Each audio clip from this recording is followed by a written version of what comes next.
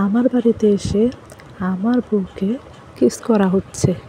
আবে হারামি, দাঁড়া, তোকে মজা দেখাচ্ছি। আমার রাগ আর কন্ট্রোল হচ্ছে না। ইস, কি করি? এমন সময় হাতের কাছে ফুলের টব দেখতে পাই। আজ ওইটা দিয়াই বেটার মাথা ফাটাবো। আমি ফুলের টব হাতে নিয়ে এগুচ্ছি, কিন্তু দরজার কাছে যেতেই দেখি সাবা আয়ানকে বলতেছে, আয়ান, এগুলো এখন না তো কখন? আয়ান, আমার বিয়ে হয়ে গিয়েছে, অথচ আমি এখনো আমার স্বামীকে ছুতে পর্যন্ত দেইনি। আর তুমি কি না চাইতেছো আমি তোমায় বিয়ের আগে কিস করি?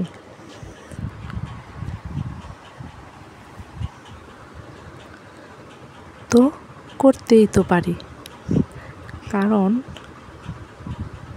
আমরা একে অপরকে ভালোবাসি।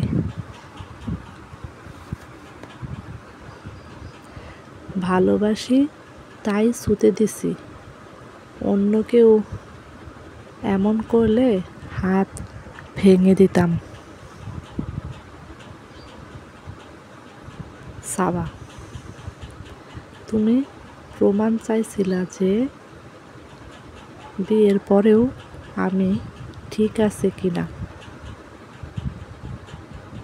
প্রমাণ পাইছো? হ্যাঁ, পাইছি। এখন যত দ্রুত সম্ভব বিয়ের প্রস্তুতি নাও। আচ্ছা, আয়ান বলল। আয়ান চলে গেল বাসা থেকে।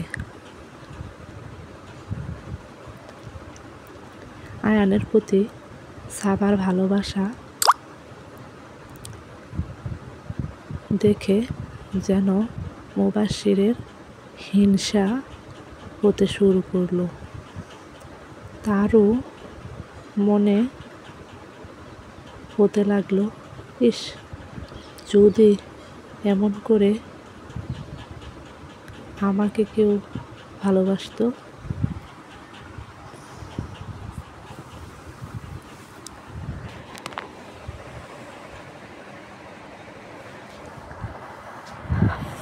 আমি ঘুমিয়ে যাই।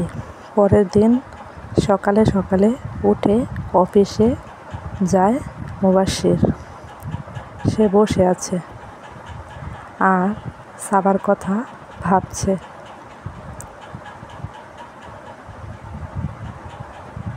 জীবনে প্রেম করিনি, কিন্তু এখন কেন যেন মনে হচ্ছে সে প্রেমে পড়ে গেছে। এমন সময় তার এক বন্ধু ফোন দেয়। হ্যালো মুবাশশির। হ্যাঁ বল। শোন, আজ একটু দেখা করতে পারবি?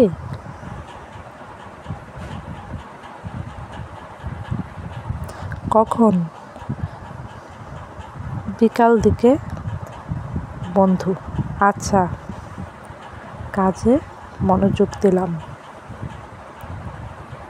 বিকাল দিকে বের হলাম বাইরে। বন্ধুর সাথে দেখা করতে হবে। সে গাড়ি নিয়ে অপেক্ষা করতেছে। আমি কাছে যেতে সে দরজা খুলে দিল। আমি চুপচাপ বসে আছি। কে রে, তোর মন এত খারাপ কেন? বন্ধু জিজ্ঞেস করলো। দোস্ত, প্রেমে পড়ে গেছি, মুবাশশির বলল।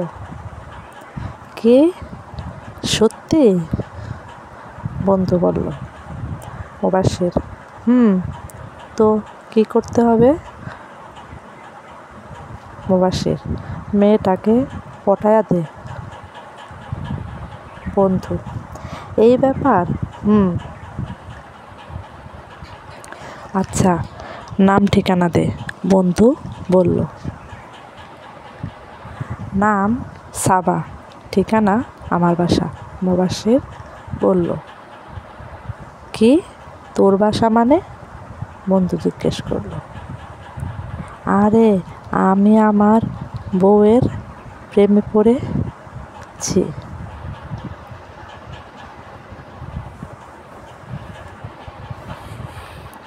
ওই বেটা, মজা লস? ভাই, সত্যি।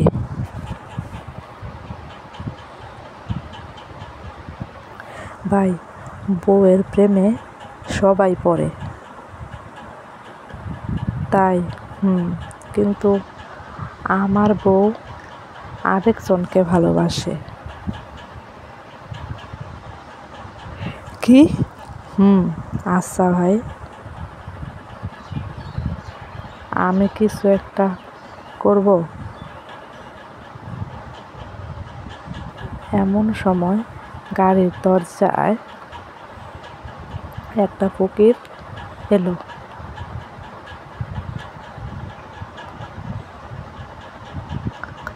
দেখতে স্বাভাবিক, আমাদের বয়সেরই। ভাই, 3 দিন ধরে কিছু খাই না, 100 টাকা দেন, কিছু খাবো। আরে, দিতেছি। বেচারা খায়নি, আমার দরদ লেগে যায়। আরে মুবাশির, আমি দিতেছি। ভাই, কয় টাকা লাগবে? 100। দাঁড়াও, আমি দিতেছি। বন্ধু বলল। এ বাবা, আমার কাছে 500 টাকার নোট দেন ভাই, আমি ভাঙতে দিতেছি। ফকির বলল। দেন।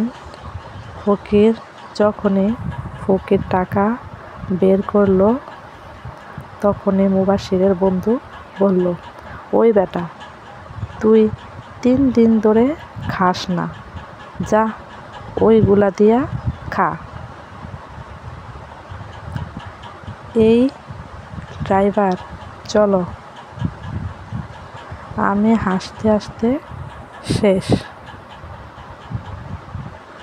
আর ওই বেটা হাঁ হয়ে আছে। বাসায় যাওয়ার আগে কোথায় যেন নিয়ে এলো আমার বন্ধু। দোস্ত, চল কফি খাবো। আচ্ছা, চল। আমরা কফি শপে বসে আছি। হঠাৎ দেখি আয়ান, ও বসে আছে। দোস্ত, দেখ, আমার বউ ওকেই ভালোবাসে। আচ্ছা, চল তো আমরা গিয়ে আয়ানের সামনে বসি।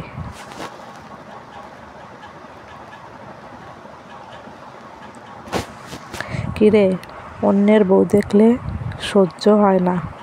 বন্ধু বলল। ওই মিয়া, আমি ওকে ভালোবাসি। আয়ান বলল। ও আমাকে ভালোবাসে। আপনাদের কি সমস্যা? সমস্যা হলো, ও আমার বন্ধুর বউ, আর আমি এখানকার চেয়ারম্যানের ছেলে। যদি আর কখনো ওই মেয়ের সাথে কথা বলতে দেখি। কি না, তাহলে কি করবেন? মারবো ব্রেনে পড়বি ড্রেনে। কিন্তু দোস্ত, ব্রেনে মারলে ড্রেনে কিভাবে পড়বে? মুবাশশির বলল। ওই তুই চুপ থাক মুবাশশির, বন্ধু বলল। মুবাশশির: আচ্ছা, আরে তোরে যা বলছি তা যেন মাথায় থাকে, আয়ানকে বলল মুবাশশিরের বন্ধু। আয়ান একটু ভয় পেয়েছে মনে হয়। আমি বাসায় গেলাম। গিয়ে দেখি বউ আমার রান্না করতেছে। আমি রুমে যেতেই তার ফোনে একটা মেসেজ আসে। তাতে লেখা ছিল, সাবা, আমরা পালিয়ে যাব। মুবাশশির আমাকে ধমকানো শুরু করছে। কাল সকাল 10টায় চলে এসো তুমি। আমার যেন এবার রক্ত মাথায় উঠে গেল। আমি বাহিরের দিকে যাচ্ছিলাম। এই এত রাতে আবার কই যান? কাজ আছে? মুবাশশির: আমি কিন্তু দরজা খুলতে পারবো না। মুবাশশিরের বউ: আচ্ছা, আমি বাহির থেকে একটু কাজ সেরে বাসায় চলে আসি। এসে দেখি বউ ঘুমোচ্ছে। আমি আজ সোফায় বসে ঘুমাচ্ছি আর ভাবতেছি, যদি সাবা আমায় ভালোবাসতো। হঠাৎ আমার চোখ খুলে যায়। খারাপ একটা স্বপ্ন দেখতেছিলাম। কিন্তু চোখ খুলতেই দেখি সাবা বিছানায় নেই। আমি সারা বাড়ি খুঁজতে থাকি, কিন্তু কোথাও তাকে পাই না। আমি কোথাও তাকে খুঁজে পাইতেছি না। আমি সোজা বাসা থেকে বেরিয়ে যাই আমার আড্ডাখানায়। সেখানে কাল রাতে আয়ানকে নিয়ে এসেছিলাম। আমি সেখানে গিয়ে একটা রড হাতে নিয়ে এলোপাতাড়ি আয়ানকে মারা শুরু করি। এই এই সাবা কই আমার বেবি কই? আমি কিভাবে জানবো? আমি জানি না, আয়ান বলল। তুই ওকে পালাইয়া নিয়ে যেতে চাইছিলি। বল সাবা কই? আমি সত্যি জানি না আয়ান। আমাদের পালানোর কথা ছিল আজ রাত 10টার, কিন্তু তার আগেই তো আপনি আমায় তুলে এনেছেন।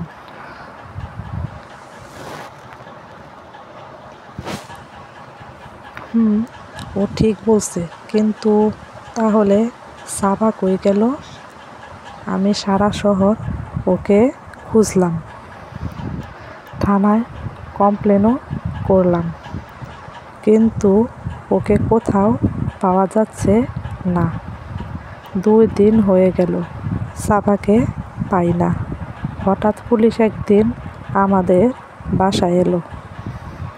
আমার সাথে করে কোথায় যেন নিয়ে যাচ্ছে। একটু পর বুঝতে পারলাম তারা আমায় মর্গে নিয়ে এসেছে। আমার আত্মা যেন কেঁপে উঠেছে। তার মানে কি আমি যা ভাবছি তাই সত্য? আমার বেবি কি আর আমার মাঝে নেই? এই ভাবতে ভাবতে আমি মর্গের ভিতরে গেলাম।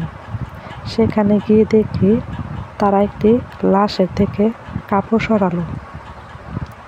আমি 2-3 কদম পিছিয়ে গেলাম। না, এ হতে পারে না। এত নিষ্ঠুর এটা কেউ করতে পারে না। আমি দেখলাম। চলবে পরবর্তী পর্ব পাওয়ার জন্য আমার চ্যানেলটা সাবস্ক্রাইব করে একটা লাইক এবং একটি কমেন্ট ও একটি শেয়ার করে পাশে থাকুন।